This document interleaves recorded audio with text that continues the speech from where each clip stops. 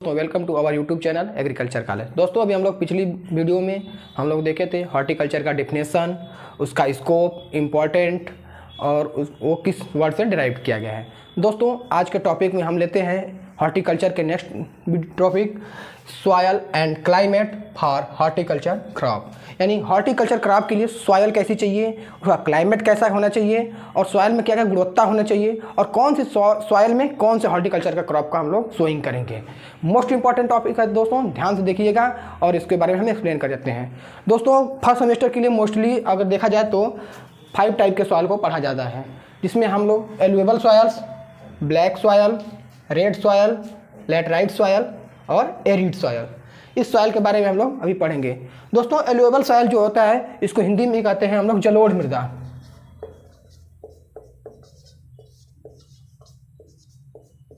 जलोढ़ मृदा यानी वे मृदा जो बरसात के समय जो नदियाँ बारिश होती है और वो अपने साथ जो मिट्टी का कटाव करके लाती हैं और मैदानी क्षेत्रों में छोड़ देती हैं।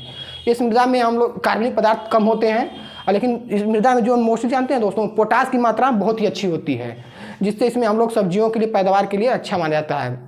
और दोस्तों जो जलोढ़ मृदा में जो पहले की जलोढ़ मृदा है, मतलब जो पहले की नदियाँ कटाव करके लाई हैं, उसमें कैल्शियम कार्बोनेट की मात्रा अच्छी पाई जाती है, जिससे इसमें हम लोग सब्जियों का उत्पादन अच्छे तरीके से कर सकते हैं।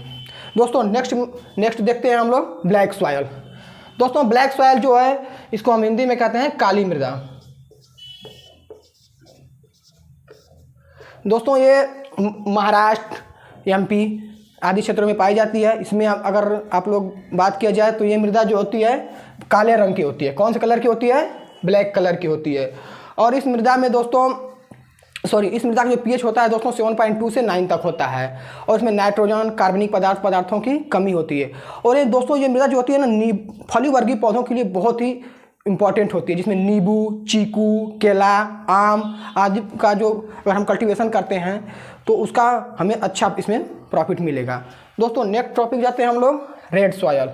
रेड सॉयल दोस्तों ये लाल मृदा जो होती है ये लगभग देखा जाए तो हर राज्यों में ही पाई जाती है।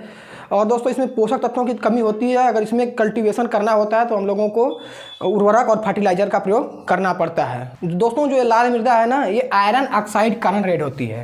ये जो लाल मृदा है आयरन ऑक्साइड के कारण इसका रंग लाल होता है। और दोस्तों ये सबसे बड़ी बात है ना, रेड मृदा में वाटर का बहुत प्रॉब्लम होता है। इसमें वाटर जो होता है ना बहुत जल्दी खत्म हो जाता है, इरिगेशन आपको बार बार करना पड़ता है। इसलिए इस मृदा में हम ऐसे फसल को सोइंग करते हैं जिसको कम पानी की आवश्यकता हो और जो अगर पानी लेट से भी मिले तो वो उसके प्रति सहनशील हो। तो इसमें हम लोग काली मिर्च,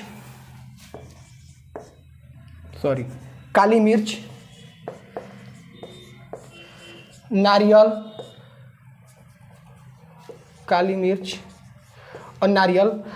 आदि क्रॉप का हम लोग यहाँ कल्टीवेशन करते हैं। दोस्तों हम नेक्स्ट देखते हैं लैटराइट मृदा। दोस्तों ये मृदा रेतीली और छिद्रपूर्ण होती है। इसमें कार्बनिक पदार्थ और पोषक तत्वों की मात्रा कम होती है। अतः इसमें कल्टीवेशन करना होगा तो अगर पोषक तत्वों की मात्रा कम है तो हमें बाहरी रूप से पोषक तत्व डालना ही पड़ेगा हर हाल में। और दोस्तों लेकिन सबसे बड़ी इसमें एल्युमिनियम और आयरन ऑक्साइड की मात्रा अधिक होती है।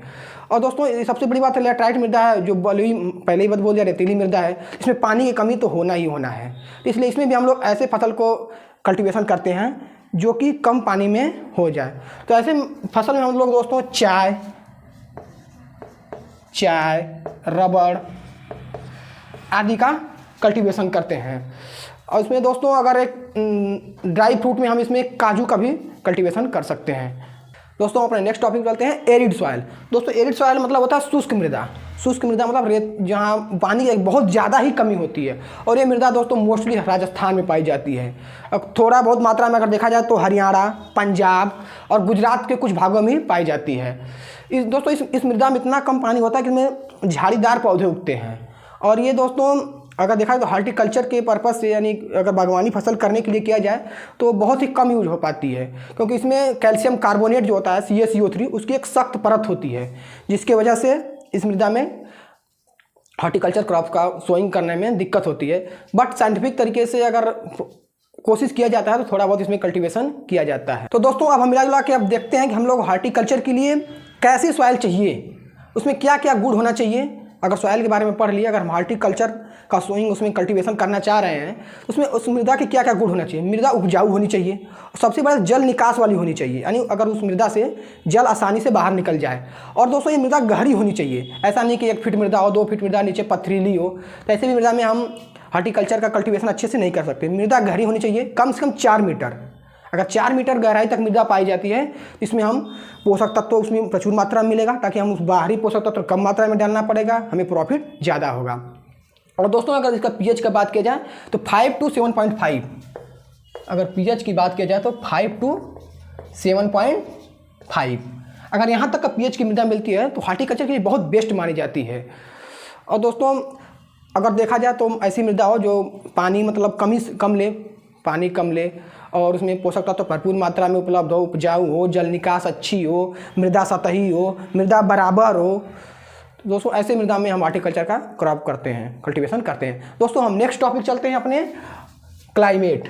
हार्टिकल्चर के लिए क्लाइमेट कैसे चाहिए, हार्टिकल्चर क्रॉप के लिए क्लाइमेट कैसा होना चाहिए, उसमें कौन सी क्लाइमेट में कौन सा हार्टिकल्चर क्रॉप उगाएंगे जिससे हमें प्रोडक्शन प्राप्त होगा।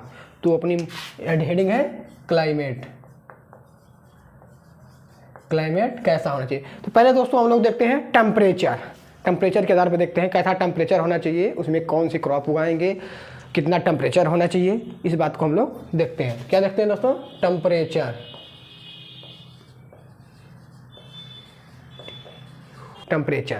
दोस्तों टेम्परेचर में हम मोस्टली देखते हैं 3 टाइप का टेम्परेचर होता है, ट्रॉपिकल, सब ट्रॉपिकल और टेम्परेट। तो दोस्तों जैसे ट्रॉपिकल जो टेम्परेचर होता है, ट्रॉपिकल क्रॉप्स जो होती हैं जिसको हिंदी में हम लोग बोलते हैं उष्णकटिबंधीय फसलें। तो टेम्परेचर में हम देखते हैं ट्रॉपिकल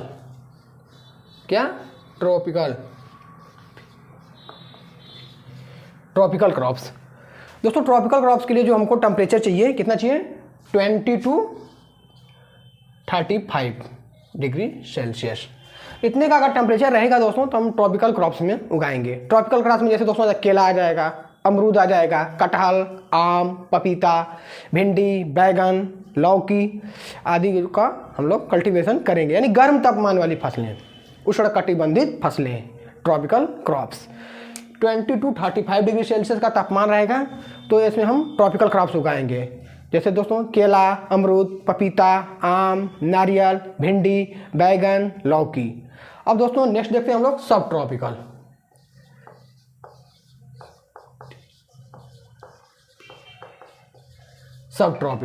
दोस्तों सब ट्रॉपिकल की अगर बात किया जाए दोस्तों, तो फिर अगर हम सब ट्रॉपिकल क्रॉप्स की बात करें तो इसका टेम्परेचर जो होता है 15 to 30 डिग्री सेल्सियस।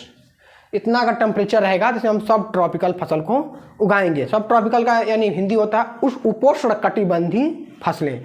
इसमें जैसे दोस्तों हम फसल उगाते हैं, संतरा हो गया, लीची हो गया, अंगूर हो गया, अनार हो गया, मौसम्मी हो गया, शिमला मिर्च हो गया, प्याज हो गया आदि फसलों का कल्टीवेशन करते हैं। यानी दोस्तों मध्यम तापमान, यानी जो इसमें सबसे हाईएस्ट तापमान तो आपको जा रहा है 20 to 35 डिग्री सेल्सियस, इसमें जा रहा है 15 to 30 डिग्री सेल्सियस। दोस्तों फिर हम अगली क्रॉप पे जाते हैं, टेम्परेट क्रॉप। कौन सी क्रॉप, टेम्परेट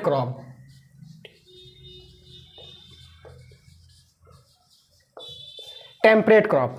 दोस्तों अगर टेम्परेट क्रॉप जो ठंडी इलाके में होती है, कोल्ड स्टोरेज जहाँ पे ठंडी इलाके, अगर जहाँ पर तापमान की अगर हम बात करें टेम्परेट क्रॉप में तो 0 से 15 degree Celsius, 0 to 15 degree Celsius. दोस्तों अगर ये बात हुई तो आप लोग समझ ही गए होंगे कि ये तापमान किस इलाके में होता है। जैसे कश्मीर इलाके चले जाइए, हिमाचल इलाके चले जाइए। अगर इसमें हम बात करते हैं कौन सी क्रॉप उगाएंगे हार्टिकल्चर, तो सेब हो गया, नाशपाती हो गया, आड़ू हो गया, चेरी हो गया, यानी जो ठंडे तापमान की फसल होती हैं वो टेम्परेट क्रॉप्स के अंतर्गत आती हैं। तो दोस्तों फिर हम अपने नए अध्याय पे चलते हैं। दोस्तों अब हम देखते हैं कि जो हार्टिकल्चर क्रॉप्स है, टेम्परेचर तो देख लिया, अभी हम लोग देख रहे हैं हम लोगों को सनलाइट कितनी चाहिए, अर्थात सूर्य जो है उसकी रोशनी कितने मिलनी चाहिए ताकि क्रॉप अच्छे से ग्रो करे। तो सनलाइट की बात करते हैं, किसकी बात करते हैं, सनलाइट। दोस्तों अगर सनलाइट हार्टिकल्चर क्रॉप्स के लिए औसतन चाहिए तो 6 to 8 hours per day, 6 to 8 hours. 6 से 8 घंटे का अगर हम पर डे अगर मान लीजिए औसतन एक औसत निकाला जाता है जिसमें 6 to 8 आवर्स पर डे अगर हार्टिकल्चर क्रॉप्स को अगर मिल रहा है तो उसके लिए ग्रो करना बेटर होगा। कितना?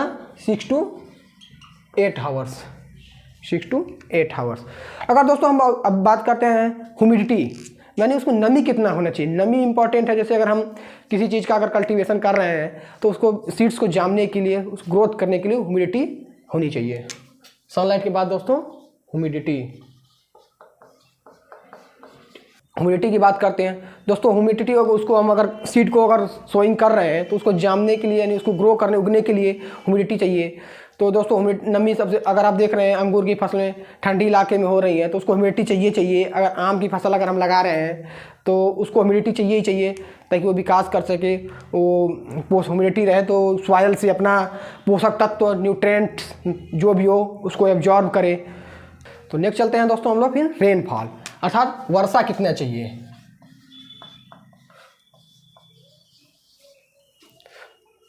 तो वर्षा की बात करते हैं दोस्तों। जैसा कि अगर हार्टिकल्चर क्रॉप्स हम लोग सोइंग कर रहे हैं तो जैसा अगर वर्षा क्षेत्र है उस हिसाब से हम लोग हार्टिकल्चर क्रॉप का सोइंग करेंगे।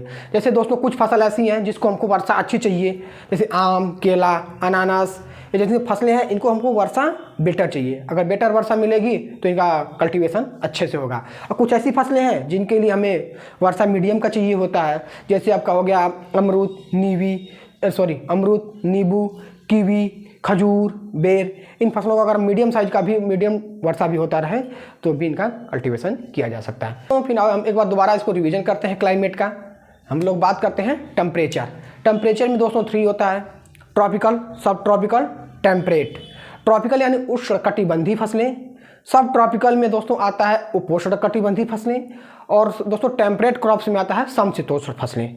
दोस्तों अगर हम बात करते हैं ट्रॉपिकल क्रॉप्स तो इसका टेम्परेचर जो हमें चाहिए होता है 20 to 35 डिग्री सेल्सियस। इतने डिग्री सेल्सियस का हमें तापमान चाहिए होता है। इसमें दोस्तों हम लोग केला, अमरूद, कटहल, आम, पपीता, नारियल आदि का करते हैं। अगर दोस्तों हम यदि सब ट्रॉपिकल की बात करते हैं तो सब ट्रॉपिकल में हमको चाहिए होता है 15 to 30 डिग्री सेल्सियस का टेम्परेचर चाहिए होता है। और इसके अंतर्गत दोस्तों हम संतरा, लीची, अंगूर, अनार, मौसमी, शिमला मिर्च, प्याज आदि का कल्टीवेशन करते हैं।